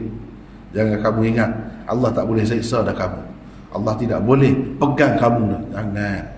Tadi sebab itu dia buat contoh, manusia ni akan dibangkitkan kembali. Nabi Ibrahim sendiri tanya, nak tengok. Dia yakin dah. Qala awalam tu'min? Qala bala, walakin liyatma'inna qalbi. Supaya hatiku lebih tenang. Tengok. Allah pun suruh cincang dalam surah ni lah. Apa tujuannya? Nak ceritanya manusia tak boleh lari. Bila cincang letak asing-asing campur tadi 4 ekor apa ni, burung tu, cincang bercampur dah, macam jadi daging cincang campur-campur, letak sebelah sana, letak sini. panggil lagi. Cuba kau panggil mari semua. Begitulah Allah. Jangan ingat kamu boleh lepas. Jadi bila ada akidah dengan takut nak buat. Nak buat salah takut. Bukan takut kerana ni takut dibawa seret ke mahkamah, takut masuk jail. Boleh lepas lagi itu. Tapi kalau takut kepada Allah ni, tak payah itu. Tak payah itu. Dia dengan sendiri tak akan buat. Itu kelebihan sistem Islam, akidah Islam. Lepas tu dia sebut amanar rasulu bima unzila ilaihi mir rabbih wal mu'minun. Semua tadi yang disebut tadi, sembahyang kau, akidah kau, percaya kepada Allah, percaya kepada malaikat, percaya kepada kitab ini semua, dan semua peraturan yang disebutkan tadi dalam surah Baqarah tu, siapa percaya? Rasul mula-mula sekali percaya. Bukan dia cakap saja, bukan dia ajar untuk orang lain, dia sendiri percaya. Amanar Rasul. Rasul tu siapa? Nabi kita lah, Muhammad sallallahu alaihi wasallam. Dia orang nak berjaya buat sesuatu program, sesuatu sistem, dia sendiri tu yakin terlebih dahulu. Dia sendiri tu yakin. Kalau dia tidak yakin, dia nak buat sistem baru macam mana, nak menjayakan macam mana, dia sendiri pun tak tahu. Dia kena tahu hala tuju dia, apa maksud dia. Dia kena yakin Rasul tu je. Ni semua ni bima unzila ilaihi, percaya kepada apa yang diturunkan kepadanya. Tadi kan kita sebut dah, kita tak boleh ikut nenek moyang, ikut ma anzalallah, ikut apa yang diturunkan oleh Allah. Jadi semua peraturan yang disebut tadi, cerai setakat 2 saja boleh rojok, lepas tu tak boleh rojok dah, lepas tu perempuan boleh tembus talak, itu semua peraturan tu yang Allah turunkan, bukan manusia buat, bukan nenek moyang. Kalau nak harap manusia, macam-macam lah kalau suruh kepada dia. Kita try dululah, duduk bersama dulu, 3 orang anak, try, tak kahwin lagi, 3 orang anak, lepas tu dah tahu tak sesuai, dia tak jadi kahwin. Begitu cara dia. Kalau serah kepada manusia, macam-macam boleh berlaku. 100 kali talak tak apa lagi. Itu berlaku di zaman jahiliah, 100 kali tak jadi apa. Jadi teraniaya perempuan.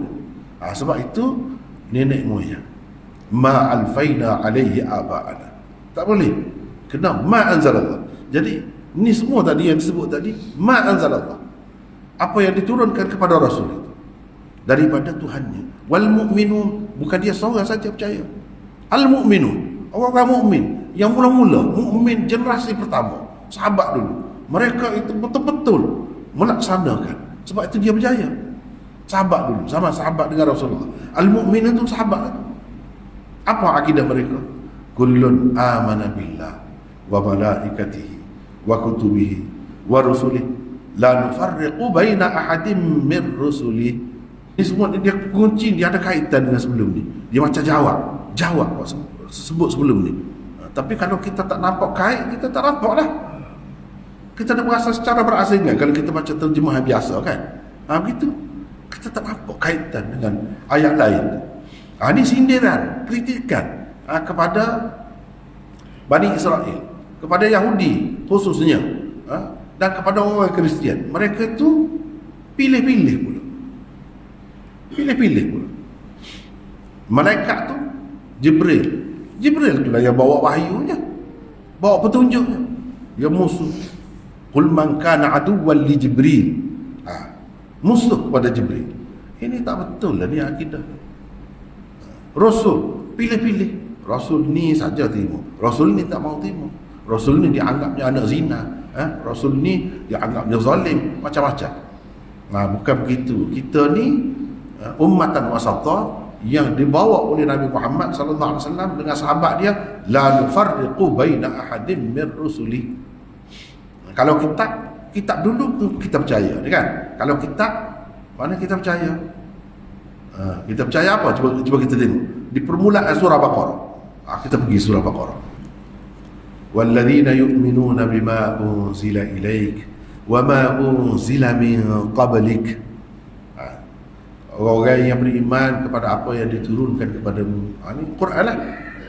Dan apa yang diturunkan sebelum. Kitab-kitab dahulu kita percaya. Ni orang beriman. Adapun orang kafir, orang kafir dia percaya kepada kami percaya kepada apa yang diturunkan kepada kami. Nu'minu bima unzila alaina wa yakfuruna bima wara'a. Mereka tak percaya kepada kitab lain. Cerita tengok dalam surah Baqarah lah. Jadi ayat ni sebenarnya nak counter ayat tu. Ini cara Yahudi yang menyeleweng. Orang beriman sebenarnya percaya kepada semua kitab secara umum. Bukan makna percaya semua kitab tu terpelihara, tidak. Secara umum memang kitab tu asalnya betul daripada Allah. Kemudian sudah diselewengkan, itu cerita kemudian. Dia ada kaitan. Lepas tu kalau kita tengok ayat tadi, kalau tengok syamilan ni lebih senang. Ini surah Baqarah. Kita ambil ayat akhir. Amana Rasul bima unzila ilaihi min rabbih wal mu'minun. Semua mereka percaya, semuanya Rasul itu dan orang-orang mukmin percaya kepada Allah, malaikatnya, kitab-kitabnya, rasul-rasulnya. Tidak membezakan di antara seorang rasul dengan seorang rasul yang lain. Sedangkan orang-orang Yahudi ni yang membezakan antara seorang rasul dengan rasul yang lain. Dia terima rasul ni tak mahu terima. Sebab apa? Tidak daripada bangsa dia. Itu dalam ayat sebelum ni sudah ada. Itu benda yang kita kena kaitkan tu. Wa qalu sami'na wa ata'na. Sami'na wa ata'na. Ini jawapan ni Nabi, Rasul ini dan al-mu'minun itu apa? Kata dia bila terima semua hukum Allah, sami'na wa ata'na. Ini jawapan kepada orang Yahudi yang telah menyeleweng. Cuba kita tengok sini kan. Kita sebenarnya kita cari gini. Sami'na wa asayna. Mudah kita cari. Dia cari sendiri. Dia tolong cari. Ni dalam ayat 93. Surah apa? Surah Baqarah. Nak cerita beza ummatan wasata yang baru dilantik, macam mana sikapnya, macam mana pendirian. Sami'na wa ata'na. Dulu Yahudi tu kenapa Tuhan singkirkan mereka tu daripada jawatan kepimpinan manusia? Mereka kata sami'na wa asayna. Dijawab ni semua ada. Sebelum ni disebut dah. Mereka itu percaya kepada sebahagian Rasul, tidak percaya kepada sebahagian yang lain. Jawapannya orang Islam yang betulnya, akidah yang betul, la nufarriqu baina ahadin bir rusuli. Baru nampak perkaitan dia tu kan? Baru nampak perkaitan dia tu. Baik, kita tengok lagi. Ghufranaka rabbana wa ilaikal masir. Mana orang-orang mukmin ni dia nak keampunan Allah. Kerja dia nya, apa-apa usaha dia, apa-apa amalan dia, nak mendapat keampunan Allah, keredaan Allah. Bukan kerja dia tu menyebabkan jadi dapat kemurkaan Allah sehingga dicok al-maghdubi alaihim. Bukan begitu. Dia nak keampunan Allah. Keampunan Allah ni jadi orang baik betul lah. Orang baik betul. Bukan macam Yahudi tu zahirnya nampak baik, tapi sebenarnya mengundang kemurkaan Allah. Lepas tu cuba tengok, la yukallifullahu nafsan illa wus'aha. Sebelum pada ni disebut aqimus salat wa atuz zakah, dan macam-macam lagi sebut peraturan yang kita baca tadi kan, panduan hidup yang diberikan kepada ummatan wasata tu berapa banyak tadi. Lepas tu mampukah kita buat semua? Bagaimana kalau kita tidak dapat mendirikan sembahyang kerana uzur? Jawabnya ada. La yukallifullahu nafsan illa wus'aha. Allah membebankan manusia hanya sekadar yang termampu olehnya. Mula-mula memanglah dia suruh sembahyang sambil berdiri. Kalau tak mampu berdiri, kamu duduk. Tengok. Itu sistem, cara Islam. Kalau tak mampu duduk, sambil baring. Itulah yang Nabi ajar. Nabi tunjukkan, Nabi ajar. Kalau tak mampu baring, syarat saja, dengan mata saja boleh. Jadi mengikut kemampuan. Dalam ayat yang lain, fattaqullaha mastata'tum. Bertakwalah kamu kepada Allah setakat yang kamu mampu. Tuhan tidak bebankan lebih daripada itu. Dalam bab pelaksanaan hukum syariat ini, kita tidak mampu nak buat benda ni, buat setakat mampu. Kita tidak boleh bagi menyusu sendiri tadi, kan ada hukum menyusu. Tak boleh bagi menyusu sendiri, tidak mampu. sebab air susu kita tak banyak. Boleh upah orang lain. Allah tidak membahas. Kalau ibu tak bagi susu, tak cukup, kamu berdosa. Tak ada macam tu. La yukallifullahu nafsan illa wus'aha. Sebanyak-banyak hukum yang disebutkan tadi kan, sekadar yang kita mampu. Yang kita tidak mampu tak. Tuhan kira ni laha ma kasabat wa 'alaiha maktasabat. Manusia ni bertanggungjawab terhadap apa yang dia usahakan. Dosa pun dia sendiri tanggung, bukan orang lain. Bukan orang lain. Apa ni? Ni kalau Kristian, dosa manusia ditanggung oleh Nabi Isa. Nabi Adam dulu buat dosa, habis orang lain berdosa, anak cucu dia, padahal dia yang berdosa. Tidak. Laha ma kasabat wa 'alaiha ma kasabat. Kalau kamu buat baik, kamu dapat hasilnya. Kamu buat buruk, kamu dapat hasilnya. Kamu sendiri, bukan orang lain. Kenapa perlu dikorbankan anak Tuhan untuk menyucikan dosa sekalian manusia? Tengok, akidah tu tak betul. Masing-masing lah bertanggungjawab. Baru adil. Baru adil. Ni orang lain yang salah, kita takak orang lain, hukum orang lain. Macam mana? Jadi semua tadi yang kita buat, kalau kita buat baik, kita sendiri dapat. Kita sendiri dapat. Semua tadi peraturan yang diberikan tadi, begitu banyak tadi, semua kita dapat. Kita berjihad ke, kita berinfak ke, kita buat baik dengan isteri ke, kita buat baik dengan anak-anak ke, semua yang disebut tadi. Laha ma kasabat wa 'alaiha ma kasabat. Kalau tak kena, kita menanggung. Kita sendiri, bukan orang lain. Tengok, tanggungjawab tu. Rabbana la tu'akhidna in nasina aw akhtana. Dia ajar kita supaya berdoa dengan Tuhan. Sebab ini kita nak ke kita lupa? Kita lupa? Tak nak. Yang kita nak ingat tu kita nak lah kan. Yang kita nak lupa tu memang kita nak pun lupa. Tapi kalau kita nak pun kadang-kadang terlupa juga. Kita boleh pelihara ke? Kita ni tidak maksum, boleh bersalah ke, boleh berdosa. Jadi jangan diambil kira, jangan dikira sebagai dosa. Apa yang kami terlupa, tadi disuruh sembahyang, kita terlupa sembahyang, dosa ke tidak? Tak. Bukan kita tidak mampu, kita mampu, cuma terlupa. Dalam hadis disebut Allah SWT tak tulis kesalahan terhadap manusia ni kerana terlupa, kerana tersalah. Jadi dalam Quran sesuai dengan hadis. Ini prinsip Islam yang menyebabkan jadi lega kita. Tidak kata walaupun banyak peraturan tadi, nak pikul tu susah juga. Baru kalau tersalah macam mana, kira dosa ke? Kalau terlupa macam mana, kira dosa ke? Tak. Tuhan dah ajar ni. Bila dia ajar ni maknanya gitulah. Rabbana wa la tahmil alaina isran kama hamaltahu ala alladhina min qablina. Oh Tuhan kami, jangan engkau bebankan kepada kami bebanan seperti mana yang dibebankan kepada engkau bebankan kepada umat dahulu. Umat dahulu kalau kena najis, kena potong kain, kena potong, jadi kena tampung lah. Banyak kalau kena najis sikit, dah lah susah, berat pula. Begitu cara ibadatnya kena. Kan Nabi Musa suruh Nabi minta, kurang lagi aku tahu dah dulu tak sanggup umat kamu nak buat 50 waktu. Jadi Allah SWT kuat. Semua kalau kita perhatikan kurang daripada yang dulu. Yang dulu berat hukum. Bila kemudian ni dia ingat itu kemudahan yang Allah SWT atau keistimewaan yang Allah SWT bagi kepada umat pengganti ni, pengganti Bani Israel yang akan memimpin dunia. Rabbana wa la tuhammilna ma la taqata lana bih. Jangan kau bebankan kami dengan apa-apa yang kami tidak mampu melaksanakannya. Sebab tu kita tengok dalam hukum syariat tak ada yang tidak mampu. Apa yang tidak mampu? Boleh semua. Puasa, kalau tak sanggup puasa, apa ya fidyah? Sakit, tak boleh puasa, puasa pada hari lain. Itu semua dalam surah Baqarah.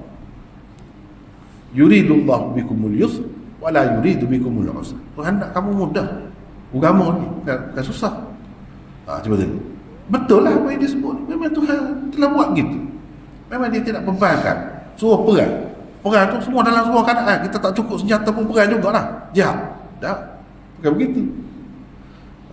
Setakat yang kita mampu. Dan kalau kita tahu dah tak boleh ni perang ni. Kita tak mampu ni nak lawan. Jangan. Jangan buat. Kalau buat tu salah kita lah. Tuhan tak beban pun kita lebih daripada kemampuan kita. Kalau tak mampu jangan buat. Buat setakat mana yang mampu. Wa'fu 'anna waghfir lana warhamna. Walau bagaimanapun dalam kita melaksanakan hukum-hukum yang Tuhan bagi kepada kita tu, walaupun kita nak sempurna macam mana pun ada salah silap, kurang sana sini, tak sempurna. Oleh itu ampunkanlah kami. Itu kita minta, maafkanlah kami, ampunkan. Ini orang bertanggungjawab, ni orang amanah macam ni. Orang amanah, orang yang sangat baik. Walaupun dia buat, dia kiranya sebaik mungkin dia buat, walaupun begitu dia berasa. Sebab kita sebagai manusia yang kurang ni kan, ada kurang, kita mengaku kekurangan kita. Jadi kita minta maaf, kita minta ampun dengan Allah. Bahkan kita minta kasihan belas dia kepada kita, biar dia tolong kita. Fansurna 'alal qaumil kafirin. Kamu tolonglah kami dalam menghadapi orang kafir. Jadi orang kafir yang nak dihadapi, yang paling utamanya di sini melalui surah Baqarah ni, iaitu Bani Israel. Itu orang kafir, ahli kitab. Lam yakunil ladina kafaru min ahli kitab wal musyrikin. Alladina kafaru tu min ahli kitab. Ahli kitab pun kafaru juga. Wal musyrikin pun kafaru juga. Jadi kafir ni sini yang paling utamanya. Kalau dalam surah Baqarah ni yang kita kena hadap. Yahudi. Jadi kita kena minta tolong kata. Jangan duduk kira kuasa kita, pendidikan kita, kita pandai, kita senjata kita. Jangan. Hak tu pun kena. Wa a'iddu lahum mastata'tum. Betul. Tapi kena minta, jangan putus hubungan dengan Allah. Dalam apa-apa kerja pun kita orang Islam ni, kalau nak mengaji, nak dapat ilmu, minta dengan Allah. Jangan bergantung kepada cerdik kita saja, kepada rajin kita saja. Jangan begitu. Kena minta dengan Allah. Sama juga yang tadi tu, kita minta dengan Allah. Sebab kita ni nak berhadapan dengan puak-puak ni bukan calon-calon orang ni. Hebat ni. Dulu pernah jadi pemimpin. Nak jatuh ke pemimpin bukan senang. Cuba tengoklah sekarang ni, satu pemimpin dengan satu pemimpin lain, dia berebut kuasa macam mana kan? Nak menjatuh. Dahsyat. Begitulah macam-macam. Helah. Orang ni buat helah gini, orang ni buat gini. Nak jatuh lah. Pasal dia duduk situ. Dia tak mahu hilang kerusi. Begitu juga Bani Israel ini. Begitu juga. Sebab dia berasa dia yang layak. Susahlah kalau macam ni. Tapi dia tidak layak. Macam mana kita nak menghadapi dia? Itu kena pertolongan Allah. Pertolongan Allah. Tapi dia sebut kafir, dia tak sebut ahli kitab. Kafir-kafir lain pun termasuk juga. Termasuk juga. Bukan senang nak hadapi kafir-kafir lain pun, walaupun tidak sehebat ini. Bukan senang. Tetapi yang lebih diutamakan di sini ialah mereka, ahli kitab di sini. Ahli kitab tu pula Yahudi. Surah Baqarah. Surah Ali Imran selepasnya ahli kitab juga, tapi Nasara, Kristian. Itu biar kita nampak dulu, biar jelas. Ini cerita ni banyak cerita ni nak menghadapi siapa ni? Tolonglah kami nak menghadapi orang kafir mana? Kalau kita baca daripada awal sampai akhir, itu kafir yang dimaksudkan. Walaupun umum kafir lain pun ya juga. Jangan kita anggap mudah. Jangan kita anggap tak ada apa dia tu. Dia mengajar. Kafir lain. Kalau kita tengok Hindu di India misalnya, walaupun Hindu tu bukan semuanya Hindu, sebenarnya banyak lagi agama-agama lain. Cuba tengok orang Islam menghadapi dia. Maulana Khalil Siddiqi masuk jail. Tu kafir tu. Masuk jail. Sebab apa? Ramai orang masuk Islam kerana dia. Padahal dia tak ada buat apa, dia tak ada guna keganasan, tak ada apa, dia dakwah. Masuk jail. Itu tidak Yahudi. Tidak Yahudi. Tapi kafir. Dia tempat dia berkuasa, dia macam-macam boleh guna. Guna kuasa. Sehingga jadi susah. Jadi orang Islam pun banyak tertindas, tak ada peluang gitu gini duduk negeri dia. Itu benda. Susah juga nak menghadapi dia. Jadi orang Islam kena kuat, kena bersatu padu. Kena bersatu padu, kena berpegang dengan tali Allah. Barulah jadi, baru boleh menghadapi semua tu.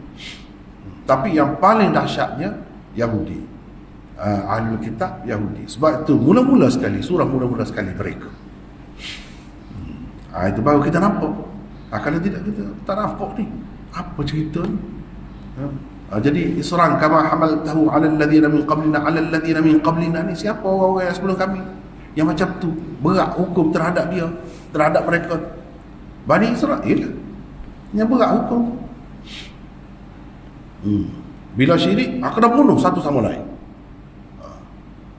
Kena bunuh. Syirik kita, syirik tidak sampai bunuh, taubat. Dia syirik kena bunuh. Bunuh diri ke? Setengah ulama tu kata bunuh diri, kena bunuh diri sendiri. Itu cara bertaubatnya. Tidak berat. Ataupun setengah pendapat ulama yang lain kata orang lain lah bunuhnya. Jadi berat banyak. Semua tu tak ada pada kita. Dia Tuhan bagi banyak dah kelebihan, keringanan itu sepatutnya tak ada jadi sebab lah.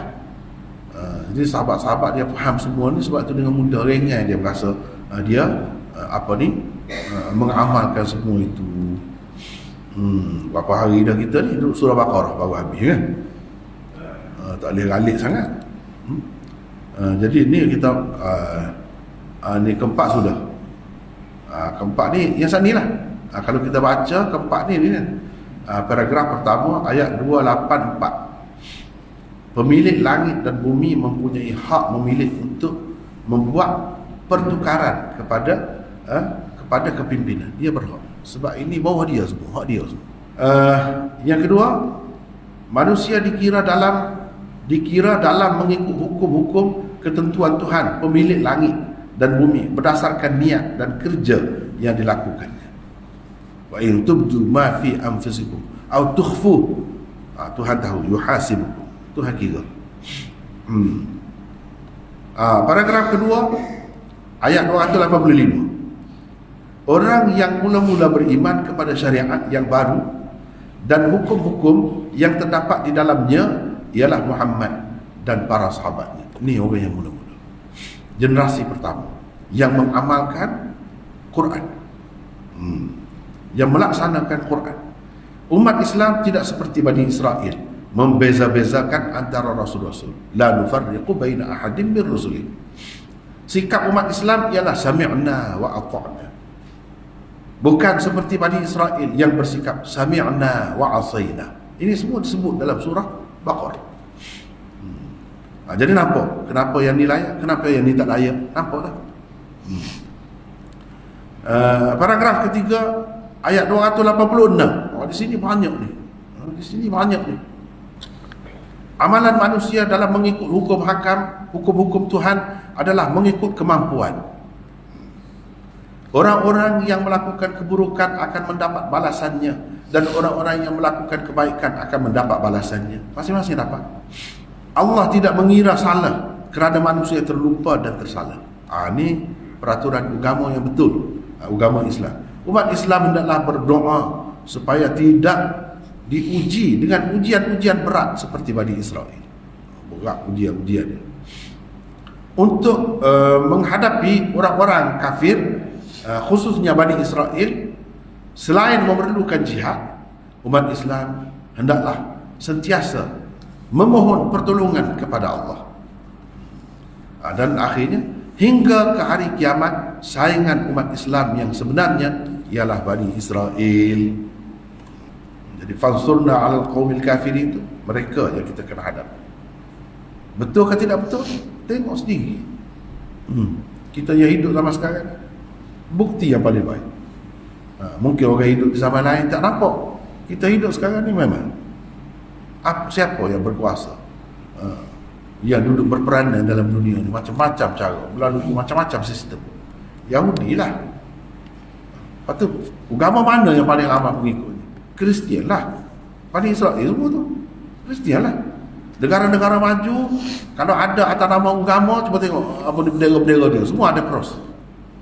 Kalau kita Islam ni kan ada bulan, ada bintang kan, semua ada. Negara-negara orang panggil maju tu negara Kristian pada dasarnya, walaupun kebanyakannya hakikatnya ramai dah etis, tidak percaya pada agama pun, tapi pada dasarnya tu. Jadi kita nak hadapan itulah, kita kena maju lebih pada dia, kita kena hebatkan dia, tengok kita dia apa. Jadi dia pun tak ada minat, pandai lekeh gitu, pandai lekeh. Kita pergi belajar dengan dia, apa-apa kita tumpai dia. Adalah apa segi pun. Jadi sedap hati dia. Dia berasa dia pemimpin. Dia terus pemimpin. Dia yang layak. Bila orang nak rasa kita ni layak? Situ tanda tanya. Ikut ni lah, ikut semua ni baru jadi layak. Layak dengan sendiri akan berubah keadaan. Gitulah secara ringkas. Jadi huraian tu saya rasa baca sendiri lah kan. Yang di bawah tu. Sebab kita nak cepat ni, nak cepat, lebih kurang yang disebut dalam catatan tadi lah, lebih kurang kita nak pergi. Baik, mesej utama bahagian terakhir surah Baqarah. Umat Islam hendaklah mempunyai hubungan yang teguh dengan Allah Subhanahu Wa Taala. Selain itu mereka hendaklah mengamalkan hukum-hukum syariat terakhir dengan penuh keikhlasan setakat termampu. Setakat mana kita mampu? Orang ni mampu setakat ni, dia buat. Orang ni mampu setakat ni, dia buat setakat ini dia mampu. Supaya dengan itu mereka dapat mengalahkan orang-orang kafir, khususnya ahli kitab. Khususnya ahli kitab. Khususnya ahli kitab. Assalamualaikum.